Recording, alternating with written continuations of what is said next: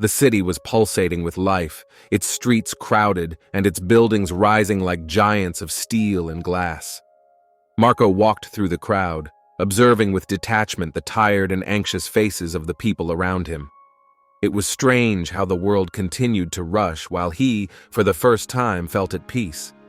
The frenetic days seemed to belong to another life, to another Marco, one who existed only in memory. Yet the reality was that the work, the chaos, and the incessant pace of metropolitan life were still there, but he saw them with different eyes. If you've ever felt like Marco, subscribe to our channel for more stories of personal transformation and awareness. Since he began attending the Zen Center, his perception of reality had transformed. Every morning before starting the day, he dedicated at least 30 minutes to meditation. Sitting in the little corner he had set up in his apartment, Marco let go of every thought and concentrated on his breathing, that breathing that anchored him to the present, like a rope that held him steady while the world around him continued to move wildly. But it wasn't always easy. Some days he would wake up with the same feeling of oppression that had accompanied him for years, as if the weight of responsibilities were crushing his chest before he even got out of bed. In those moments, the old habit of running after commitments like an automaton took over. Instead of welcoming the day calmly, he felt the need to immediately immerse himself in work, to answer every email, to check every detail. And yet, every time he stopped, closed his eyes and breathed deeply, he managed to find that center he was learning to cultivate. Have you ever tried meditation to manage stress? Leave a comment and share your experience. One day, during one of his meditations, an unexpected thought crossed his mind. It wasn't about work or deadlines, but about his father. Marco realized he hadn't seen him in months, even though they lived in the same city. It was easy to lose sight of what was truly important when you were so immersed in work. He remembered the times when his father would take him to the park as a boy, those moments of silence in which, without saying a word, he felt a deep connection with him. But as an adult, that connection was lost, suffocated by expectations and ambitions. Without thinking too much, he decided to call him. He invited him to dinner at a small restaurant near his house. When they met, Marco immediately noticed how his father looked older than he remembered.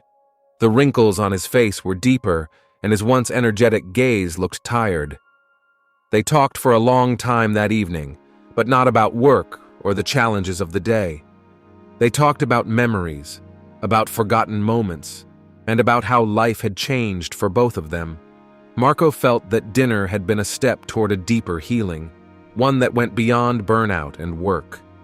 He was rediscovering the value of relationships, authentic ones, that had nothing to do with ambition or success.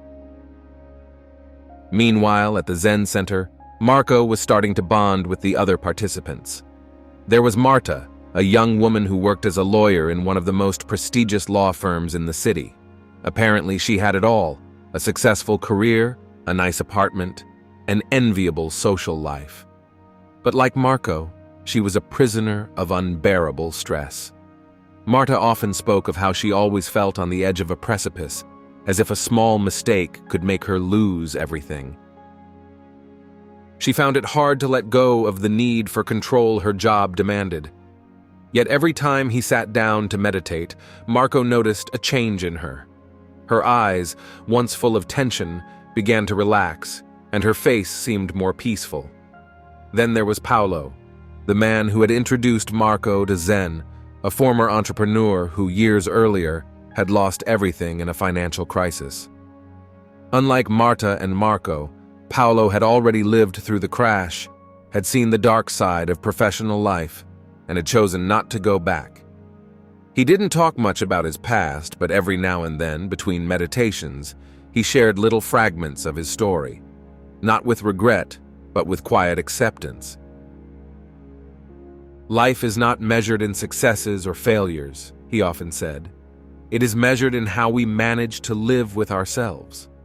If you feel the need to find your inner balance, try practicing meditation for a few days, and see what changes it can bring to your life. One day during a session, Paolo asked Marco something that left him speechless. "Why do you do what you do?" It was a simple question, yet Marco didn't have an immediate answer. He had always worked so hard because he believed it was the right thing to do, but he had never stopped to ask himself if it was really what he wanted. He spent days reflecting on that question, trying to make sense of all the choices he had made in his life. An internal conflict began to emerge. On one side, there was the old voice that told him that he had to keep chasing success, that he had to work harder, that he had to push himself beyond every limit. On the other side, there was a new voice, the one he had learned to listen to through meditation, that suggested he slow down, to live more consciously.